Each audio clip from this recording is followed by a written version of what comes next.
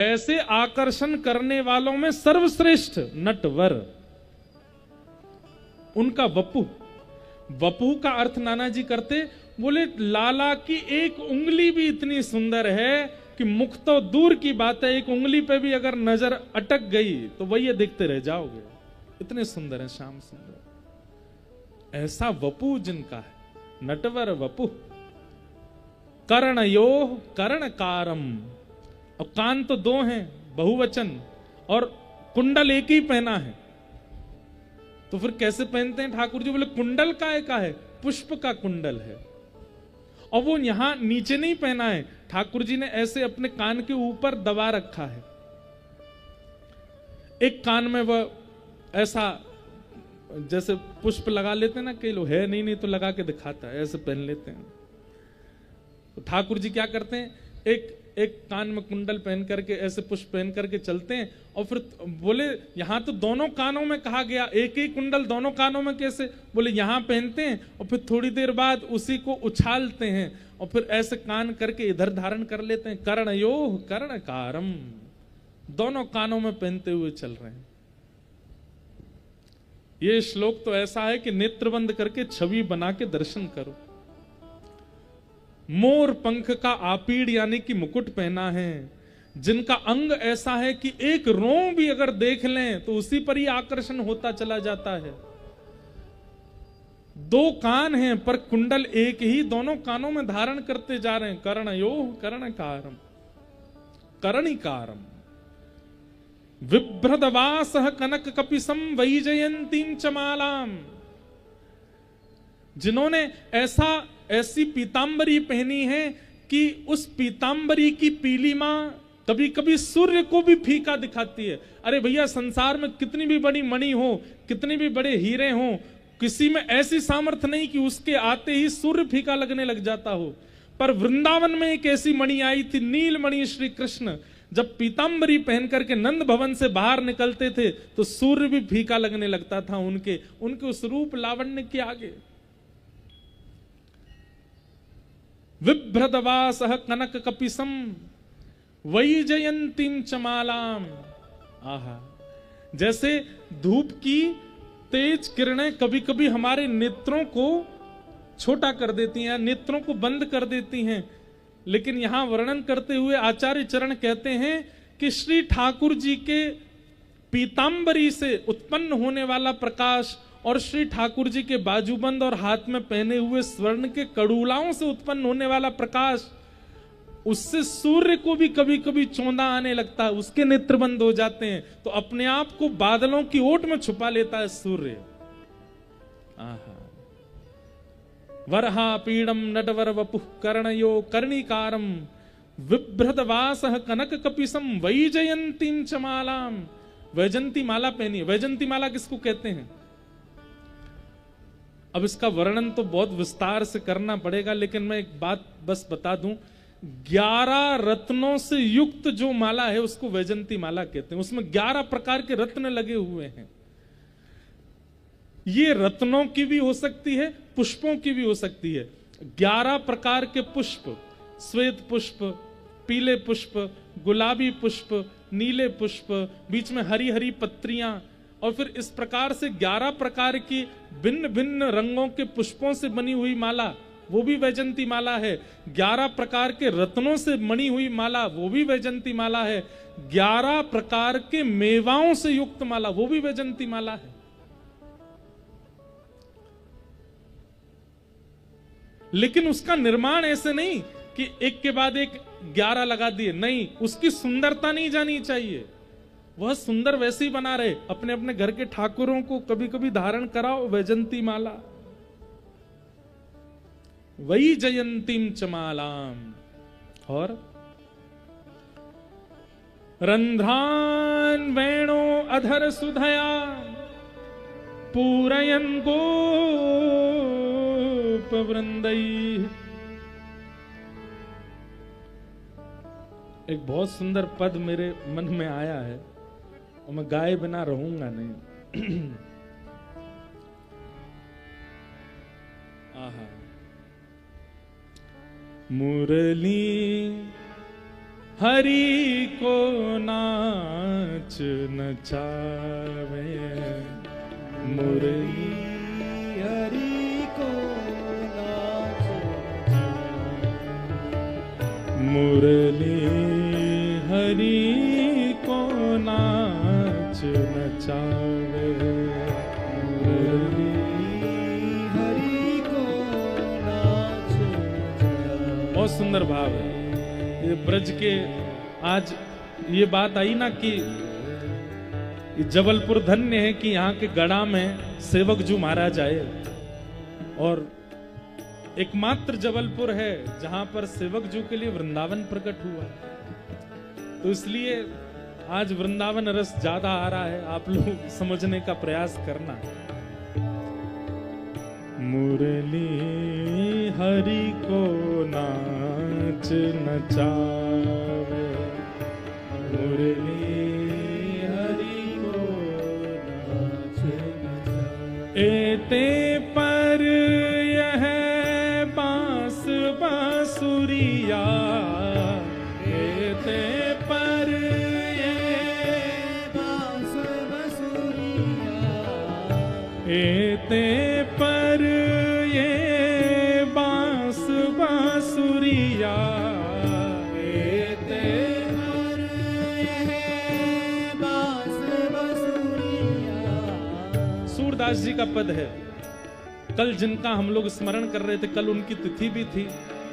सूरदास जी कहते हैं कि भाई तुम पर शासन करने वाला तुमको कभी अच्छा लग सकता है? सब लोग इधर देखो, हम पर शासन करने वाला हमको अच्छा लगेगा? हमसे कहे उठ जाओ, उठ जाओ, बैठ जाओ, सो जाओ, अब खाओ, अब पियो, जिसकी आज्ञा के बिना हम हिल नहीं सकते, वो शासन करने वाला हमको अच्छा लगता है? कभी अच्छा नहीं लगता। यहाँ पर अगर स्कूल के टीचर बैठे हो तो बुरा नहीं मानना, पर स्कूल में बच्चों को टीचर कभी अच्छे नहीं लगते, क्योंकि उनकी आज्ञा के बिना कुछ कर नहीं सकते। लेकिन श्री सूरदास जी कह रहे हैं गोपियों के भाव से, एते पर ये बांस बांसुरिया, एते पर ये बांस बांसुरिया। नंद नंदन को भावे, नंद नंदन को भावे। मुरली हरि को नाच नचावे, मुरली हरि को नाच नचावे। मुरली हरि को नाच नचावे, मुरली हरि को नाच। अब देखो ये सबको समझ आने वाला भाव तो नहीं है, लेकिन प्रयास करना कि समझ आवे। गोपियां कह रही हैं पूरे विश्व को अपने ऊपर अधीन रखने वाले या वंशी के पीछे कैसे अधीन रहे मैं। ये नाच नचाती है ठाकुर जी को। कैसे नाच नचाती है? ठाड़े रहत अधीनता के हुए, ठाड़े रहत अधीनता के हुए, ठाड़े रहत अधीनता के हुए, ठाड़े रहत अधीनता के हुए। इसके अधीन होकर के खड़े रहते हैं ठाकुर जी।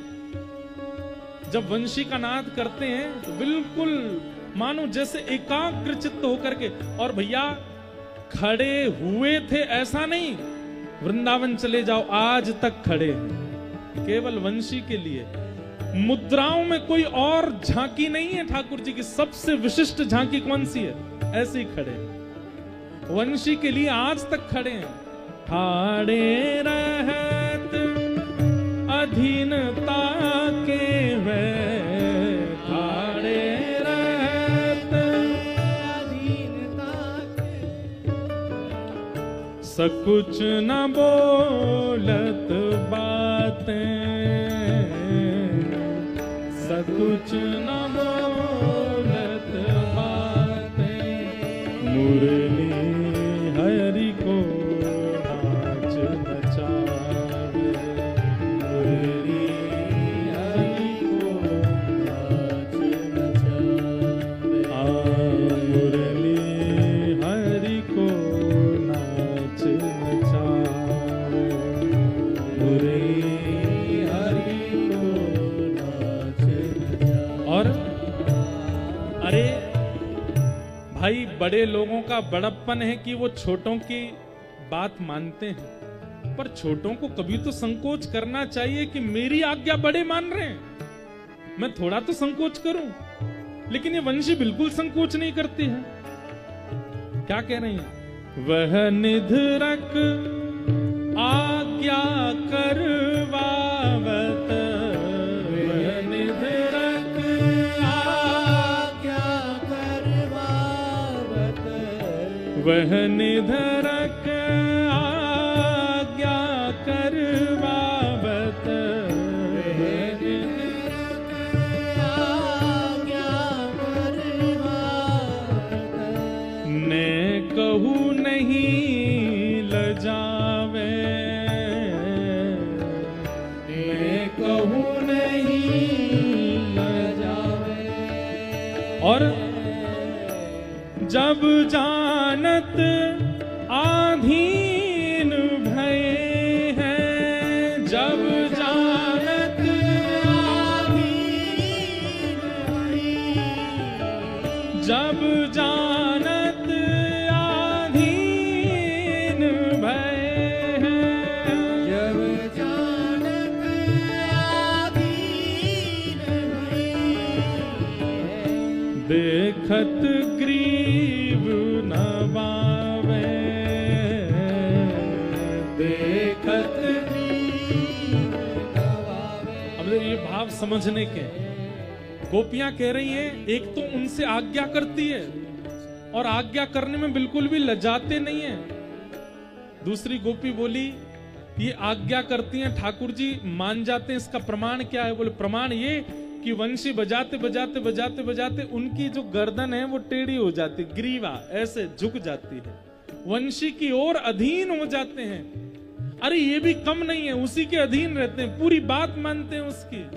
वंशी हरि को नाच नचावे, वंशी हरि को नाच नचावे। मुरली हरि को नाच नचावे, मुरली हरि को नाच नचावे। और इस मुरली का और सौभाग्य क्या है? पौढ़त अधर चलत कर पल्लव, पौढ़त अधर चलत कर पल्लव। पौढ़त, पौढ़त माने लेटती है, कहाँ? अधर पर। पौढ़त अधर चलत कर पल्लव, पौढ़त अधर चलत कर पल्लव। रंध्र चरण पलटावे,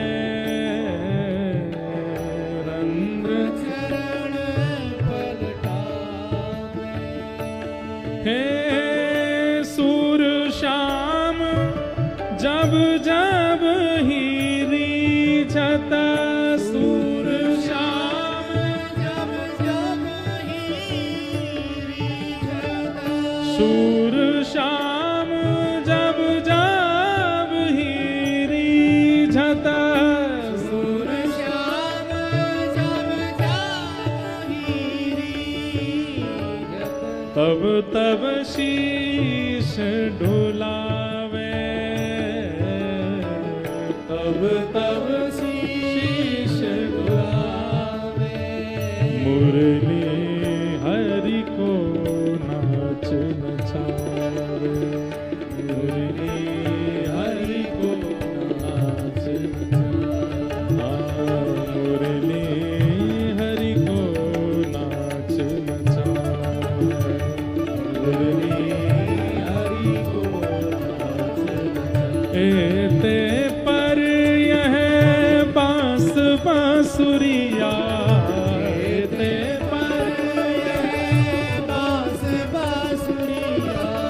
नंद नंदन को भावे, नंद नंदन को भावे, मुरली हरि को नाच नचाए, मुरली हरि को नाच नचाए, मुरली हरि को नाच नचाए, मुरली हरि को नाच नचावे।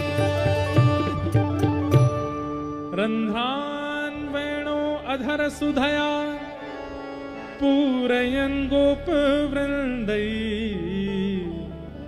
वृंदारण्यं स्वपदरमणं प्राविशद गीत कीर्ति। हमारे ब्रज के भाव हैं। संभवतः ऐसे पद हम बहुत कम गाते हैं, पर कभी कभी स्वांत सुखाए तुलसी रघुनाथ गाता, हम अपने सुख के लिए कथा में कुछ भाव कह देते हैं। तो इस श्लोक का वर्णन सभी छोटे छोटे बालक जाकर के हिमालय पर करने लगे, और जैसे ही इस भाव का श्रवण किया श्री शुकाचार्य जी महाराज ने, वरहा पीड़म नटवर वपु कर्णयो कर्णकारम, सुखदेव जी महाराज के चित्त में तुरंत श्याम सुंदर की मधुर झांकी प्रकट हो गई। जो निर्गुण निराकार ब्रह्म की उपासना कर रहे थे हिमालय पर बैठ करके, उनके चित्त में सगुण साकार श्री कृष्ण आ गए, और ऐसे आकर के बैठे कि अब तो सुखदेव जी अपने वश में नहीं हैं।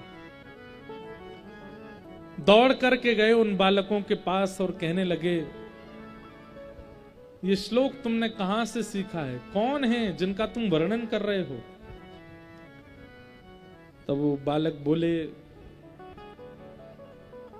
हमारे पूज्य गुरुदेव भगवान ने हमको सिखाया है। बोले, इसमें जो बालक जिसका तुम वर्णन कर रहे हो, जो मोर पंख पहनता है, वंशी बजाता है, वैजंती माला पहनता है, पीताम्बर, वो कौन है? बालक बोले, हमको तो नहीं पता, ये तो बस हमारे गुरुजी ने हमको याद कराया श्लोक, हम वन में गा रहे थे इसको।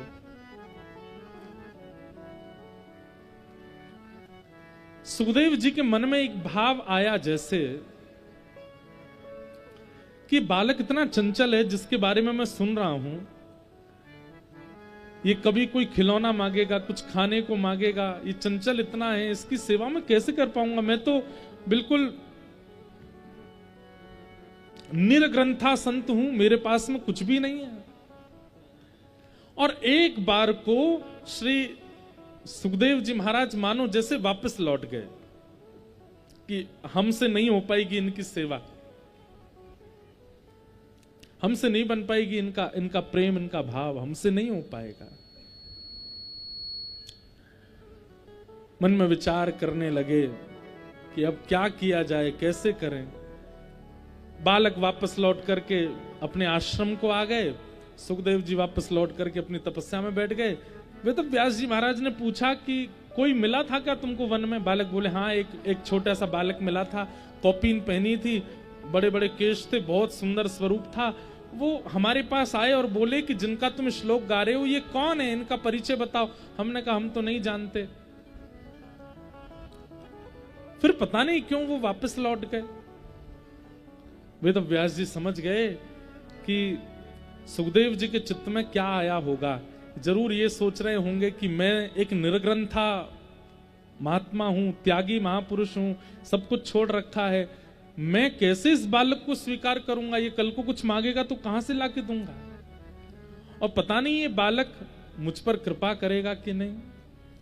तब वेद व्यास जी ने उन बालकों को दूसरे श्लोक याद कराए और कहा कि अब जाओ हिमालय पर इनको गाना।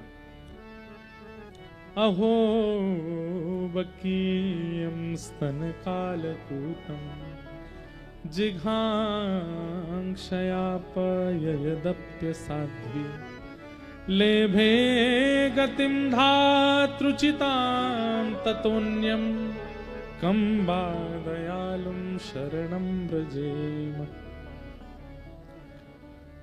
बालक ये श्लोक जैसे हिमालय पर जाकर के गाने लगे, सुखदेव जी के मन में आया, अरे अहो बकीयम स्तनकाल कूटम, बकासुर की बहन बकी यानी कि पूतना अपने पयोधर में कालकूट विष लगा करके मारने गई। और इन्होंने क्या किया? लेभे गतिम धातृचिताम ततुन्यम, तुरंत उस पूतना को वो गति प्रदान कर दी जो मां को मिलनी चाहिए। भाई मारने वाले को, डांटने फटकारने वाले को हम कभी मां की पदवी दे सकते हैं? पर ये श्री कृष्ण तो बड़े अद्भुत हैं। कालकूट विष पिलाने वाली मां को, उस पूतना को मातृगति प्रदान कर रहे हैं। कम दयालुम शरणम व्रजेम, इनसे बड़ा दयालु कौन होगा? सुखदेव जी महाराज समझ गए ये तो परम दयालु हैं, इनकी शरण में ही जाना है। तुरंत उन बालकों के साथ बद्रिक आश्रम में श्री वेदव्यास जी के आश्रम पर आए। चरणों में प्रणाम करके कहा, पूज्य पिताजी, जिनका आप वर्णन करवा रहे हैं इन बालकों से, उनके बारे में मुझे और जानना है और सुनना है, कृपा कीजिए। तब वेदव्यास जी महाराज ने संपूर्ण भागवत की कथा श्री सुखदेव जी को अध्ययन कराई। श्री सुकाचार्य जी महाराज भागवत के अद्भुत विद्वान हुए। अब इन्हीं सुकाचार्य जी ने यही भागवत की कथा गंगा के तट पर परीक्षित को श्रवण कराई। प्रश्न उठा मन में। सौनकादि ऋषियों ने सूत जी से पूछा, महाराज ये परीक्षित कौन है? कृपा कर इनके बारे में हमें बताइए ना। और इन्होंने ऐसा क्या किया कि इनको 7 दिन में मरने का श्राप लगा? सुखदेव जी महाराज, सूत जी महाराज वर्णन करते हुए कहते हैं कि हरेर गुणा क्षिप्त मति भर्गवान, जिनकी भावना से, जिनकी कथा से वक्षे कृष्ण कथोदयम, कृष्ण कथा का प्रादुर्भाव होगा, उनकी कथा में निश्चित सुनाऊंगा। वैसे तो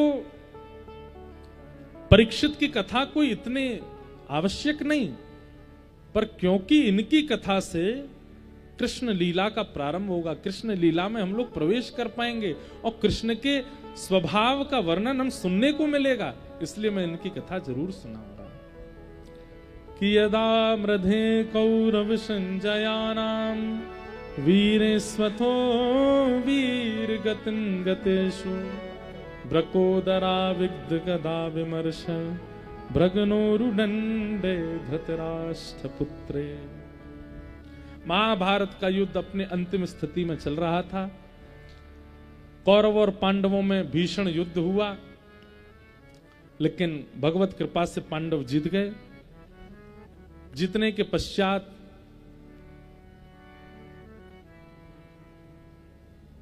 दुर्योधन मरणासन अवस्था में, उसके मन में अभी भी बदला लेने की इच्छा है।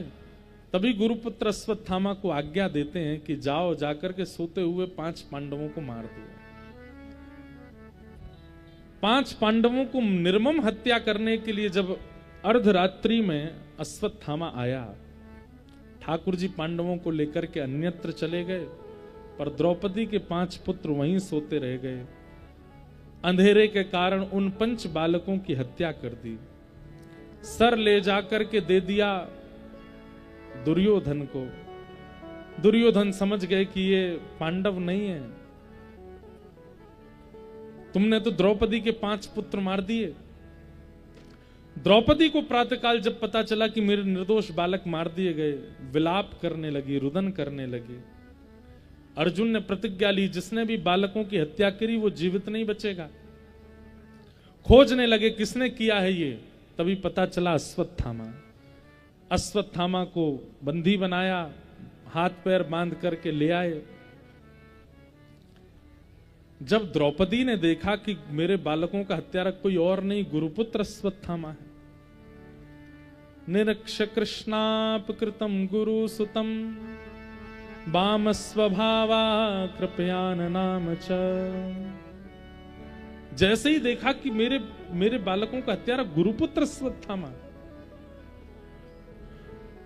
उवाच चासहन्तस्य बन्धनानयनं सति मुच्यतामेष ब्राह्मणो नितराम गुरु। ये ब्राह्मण है, गुरुपुत्र है, इसको मत मारो। बंधुओं एक बात कहें, हम दूसरों को निर्णय सुनाते हैं, दूसरों को ऐसा करना चाहिए ऐसा करना चाहिए बोलते हैं, जब खुद पर आती है तब कुछ नहीं करते। ठाकुर जी बहुत हंसते हैं, वाह पर उपदेश बेलायाम सर्वे शिष्टा भवंती। दूसरों को उपदेश देने में सब बड़े श्रेष्ठ बन जाते हैं, लेकिन विस्मरंती तत्सर्वम, जब अपने ऊपर आती है सब भूल जाते हैं। फिर आप अपने जीवन में आई हुई घटनाओं पर कैसा निर्णय लेते हो, इससे ठाकुर जी बहुत जल्दी प्रसन्न होते हैं। इसलिए जीवन में जब घटनाएं आती हैं, जीवन में जब प्रतिकूलता आती है, उस समय बहुत सावधान होकर के निर्णय लिया कीजिए।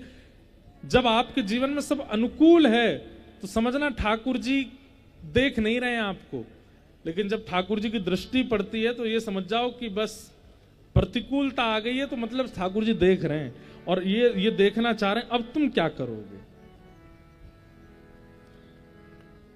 भाई क्लास टीचर इधर उधर देखता है तो सब बच्चे चीटिंग करते हैं, लेकिन अगर क्लास टीचर ऐसे नजर गाड़ के बैठ जाए एक बालक के ऊपर पूरे पेपर में आता भी होगा तो भूल जाएगा। कई बच्चे कह भी देते सर आप उधर चले जाओ थोड़ा सा, आप सिर पे ही खड़े हो कैसे करें। ऐसे ही ठाकुर जी हैं, जब प्रतिकूलता आती है तो समझो ऊपर ही खड़े हैं, बिल्कुल देख रहे हैं अब क्या करेगा।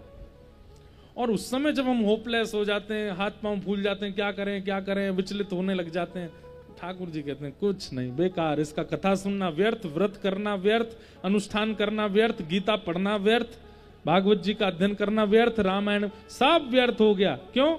अपने जीवन में जब प्रैक्टिकली आ रही हैं चीजें तो कुछ नहीं कर पा रहा है। इसलिए विपरीत परिस्थिति में आप कैसा निर्णय लेते हो, इससे ठाकुर जी बहुत प्रसन्न होते हैं। द्रौपदी के 5 पुत्र मारे गए और द्रौपदी क्या कह रही है? मुच्यताम एष ब्राह्मणो नितराम गुरु। इसको मत मारो, ये ब्राह्मण है। ठाकुर जी थोड़े से सावधान हुए। द्रौपदी अपने बालकों के हत्यारे को छोड़ने के लिए कह रही है। सबने पूछा कारण क्यों छोड़ा जाए, तब सबसे पहला कारण कहती है ये ब्राह्मण है। अर्जुन बोले कल को द्रौपदी तुम्हारे ऊपर जातिवाद का आरोप लगेगा कि तुमने ब्राह्मण था इसलिए अश्वत्थामा को छुड़वा दिया। द्रौपदी कहती है दूसरी बात सुनो। बोले क्या? ये हमारा गुरु पुत्र है। जिन गुरु ने तुमको धनुष पकड़ना सिखाया, बाण चलाना सिखाया, उनका बेटा है। उन गुरु का ऋण है तुम्हारे ऊपर, और गुरुपुत्र गुरु के समान होता है, इसलिए इसको मत मारो। लेकिन अर्जुन बोलने लगा गुरुपुत्र अगर द्रोही हो तो उसकी हत्या होनी चाहिए।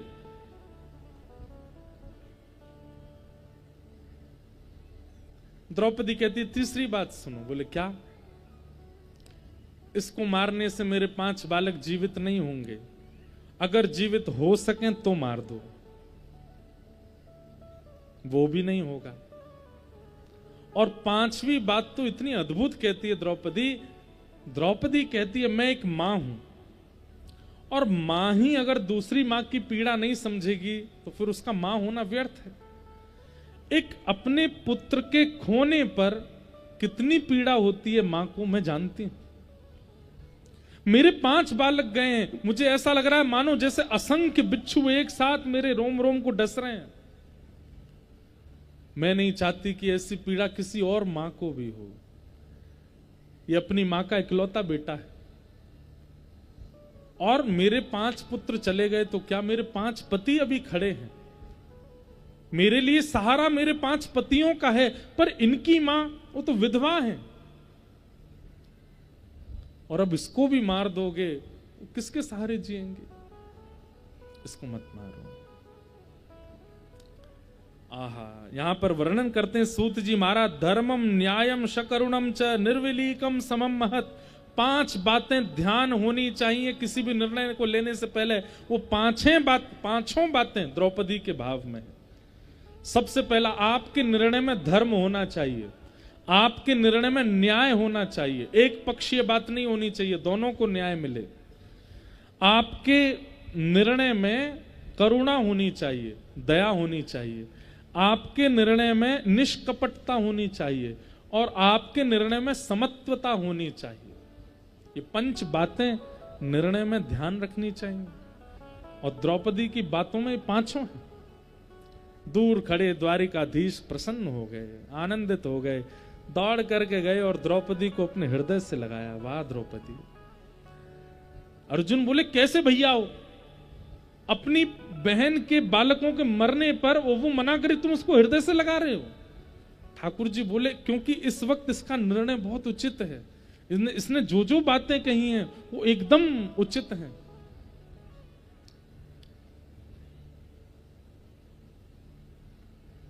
अर्जुन ने युधिष्ठिर जी से पूछा, द्रौपदी की छोड़ी, आप बताइए क्या करूं? युधिष्ठिर बोले, मैं भी द्रौपदी के पक्ष में, उसको मत मारो।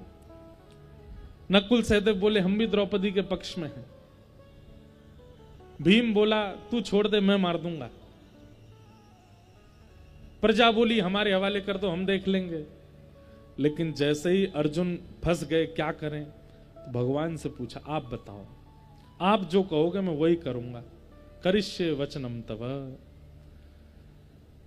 ठाकुर जी बोले, तो फिर करो। ब्रह्म बंधुर्न हंतव्य आतताई बदारहण। ब्राह्मण कैसा भी क्यों ना हो, उसको मारना नहीं चाहिए। और बालकों का हत्यारा आतताई कोई भी क्यों ना हो, उसको छोड़ना नहीं चाहिए। और सुनो, बालकों के हत्यारे को मारने से पहले मां की आज्ञा जब तक हो ना हो तब तक मत मारना। और युधिष्ठिर तुम्हारे बड़े भैया, उनकी आज्ञा के बिना तो तुम मार ही नहीं सकते। लेकिन भीम भी तुम्हारे बड़े भैया, उन्होंने तुमको आज्ञा दे दी है कि तुमको मारना चाहिए, तो उनकी आज्ञा भी तुमको माननी चाहिए। और भाई, तुम एक राजकुमार हो, प्रजा की नहीं मानोगे तो कैसे चलेगा? और तुमने मुझसे पूछा है, मैं तो तुम्हारा गुरु भी हूं, सखा भी हूं, मेरी बात भी तुमको माननी चाहिए। अर्जुन ने सिर पकड़ लिया, बोले, मैं पागल हो जाऊंगा, क्या करूं, मुझे सही सही बताओ। भगवान बोले, विचार कर। अद्भुत है भगवान श्री कृष्ण, पता है कैसे हैं? आप कहोगे, ठाकुर जी ठाकुर जी ठाकुर जी ठाकुर जी, क्या बात है? मैं डूब रहा हूं, ये संसार सागर मुझे डुबा रहा है, आप कृपा करके मुझे बचाओ। भगवान कहेंगे, ले मेरी उंगली पकड़।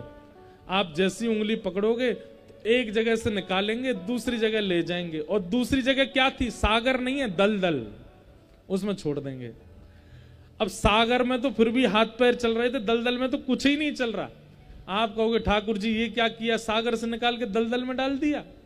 सोई जोर से हंसने लगेंगे, बोले, हाँ अब आनंद आ रहा है।